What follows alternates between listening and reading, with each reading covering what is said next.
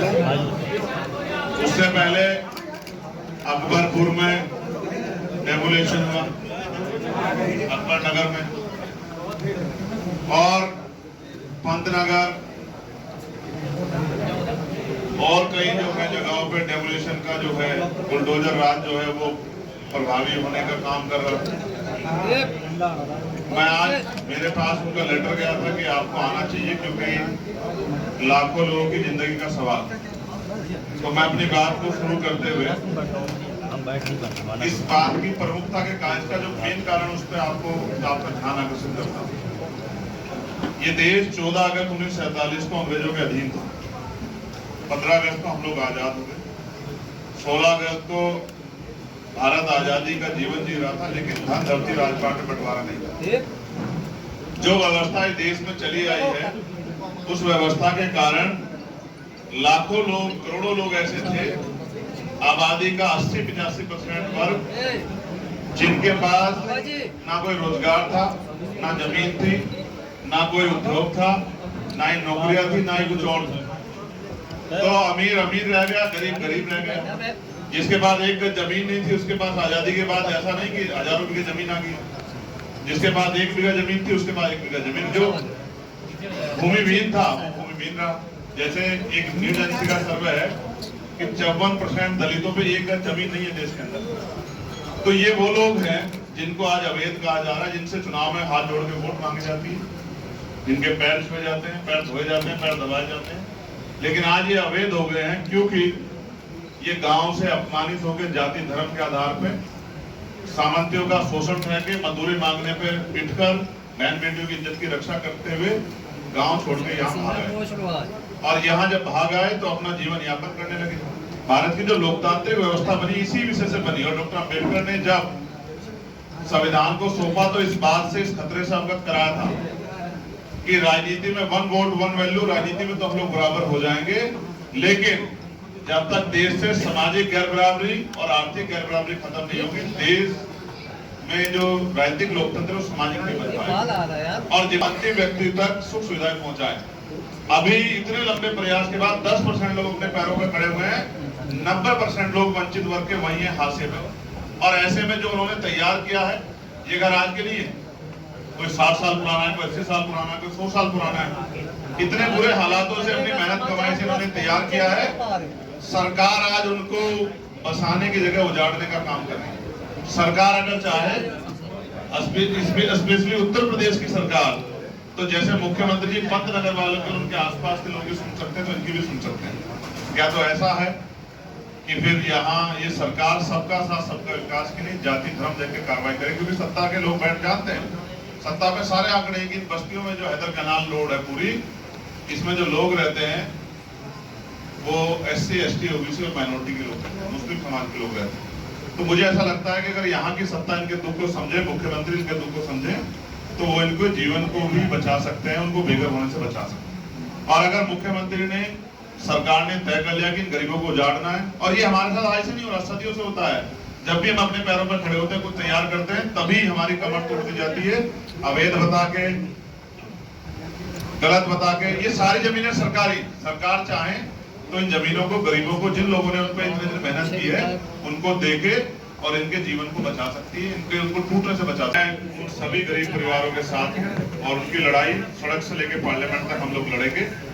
और मेरा ये मानना है कि सत्ता हमारी बात को इसलिए सुनेगी क्योंकि बहुत जल्द चुनाव में वोट मांगने की सत्ता के लोग को जाना, वरना वही हश्र होगा जो अयोध्या में हुआ। अयोध्या में भी इसी तरह जो है विकास के नाम पे गरीबों को उजाड़ा गया। फिर जनता ने बताया कि धर्म सेकेंडरी, पहले उनका जीवन है, उनकी सुख सुविधाएं हैं, उनको इज्जत की जिंदगी मिले, और जो उनको नुकसान पहुंचाएगा उनको सबक सिखा, वो वोट की जोर से सबक सिखाएंगे। साथ साथ आपके और मेरे याद होगा कि उत्तर प्रदेश में पुलिस की एक भर्ती आई थी जिसके बहुत बड़े बड़े प्रचार हुए थे। लाखों बच्चों ने, लगभग 66 लाख बच्चों ने फॉर्म भरा था। बड़ी नौकरी की व्यवस्था होने वाली थी, सब लोग परेशान, खुश थे कि नौकरी आ गई है। फिर उसका पेपर लीक हुआ, हम लोगों ने विरोध किया तो मुख्यमंत्री जी कहने लगे कि इनको ये झूठा खबर फैला रहे हैं। लेकिन बाद में अंत मांगा और भर्ती कैंसिल की। 6 महीने का समय मांगा था। मैं बस लखनऊ में बैठ के मुख्यमंत्री जी को याद दिला रहा हूँ, समय पूरा हो गया। वो बच्चे जो हैं इंतजार देख रहे हैं, उनकी बहनें सपने देख रही हैं, उनकी माएँ उनके पिता सपने देख रहे हैं कि हमारा बच्चा नौकरी लग के अपने पैरों पर खड़ा होगा, हमारी जिंदगी बदलेगी। तो उस भर्ती को मुख्यमंत्री जी जल्दी करा दें। और साथ साथ मैं एक मांग को पार्लियामेंट में भी उठा चुका, यहाँ भी आपके सामने रख रहा हूँ। मुख्यमंत्री जी के हाथ में ताकत है, मेरे हाथ में नहीं है कि वो पुलिस रिफॉर्म कर सकते हैं। पुलिस की ड्यूटी 8 घंटे करके उनको सप्ताह में 1 दिन की छुट्टी दे सकते हैं। उनको इस बोझ से, अनावश्यक बोझ से फ्रस्ट्रेशन निकाल सकते हैं, उनकी वेतन विसंगतियां दूर कर सकते हैं। उनके पास ताकत है, मेरे पास नहीं है। मैं चीफ मिनिस्टर होता तो आज ही कर देता, लेकिन उनके पास है। वो उनकी बॉर्डर स्कीम से उनको निजात दिला सकते हैं। क्योंकि छुट्टी भी अगर मिल गई तो 500 किलोमीटर जब तक घर पहुंचेगा इतना तो छुट्टी का डे खत्म हो जाएगा। पत्रकारों पे जिस तरह के हमले हो रहे हैं, अभी एक रिपोर्टिंग करने 5 पत्रकारों को मुकदमा कर दिया। ये जो पत्रकारों के इस पे हमले हो रहे हैं, उनकी आवाज को दबाया जा रहा है, ये भी बंद होना चाहिए। मुख्यमंत्री ने वादा तो किया है कि पत्रकारों के साथ अन्याय होगा, लेकिन मैंने तो बनारस में अभी एक एसडीएम को पिटते हुए देखा। यहाँ कौन सुरक्षित है? अधिकारी सुरक्षित नहीं है, कर्मचारी सुरक्षित नहीं है, नौजवान सुरक्षित नहीं है। और मेरी मुख्यमंत्री से मांग है, वो सबका साथ सबके विकास की बात करते हैं, तो उनको जो वेस्टलैंड है, बंजर भूमि है, ग्राम समाज की भूमि है, वंचित वर्गों में बांट देना चाहिए उस भूमि को, जिससे कि वो लोग खेती किसानी करके, कोई रोजगार तो नहीं, पढ़े लिखे नौजवान बेरोजगार घूम रहे, किसानों को फसल का दाम नहीं मिल रहा है। तो जो वेस्टलैंड है उसको गरीब कमजोर तबके में बांट देना चाहिए। उत्तर प्रदेश के कई ऐसे जिले हैं पूर्वांचल के, जहां से मैं आता हूं, नगीना लोकसभा से, बिजनौर, मेरठ, मुजफ्फरनगर बाढ़ से ग्रसित होने वाले हैं।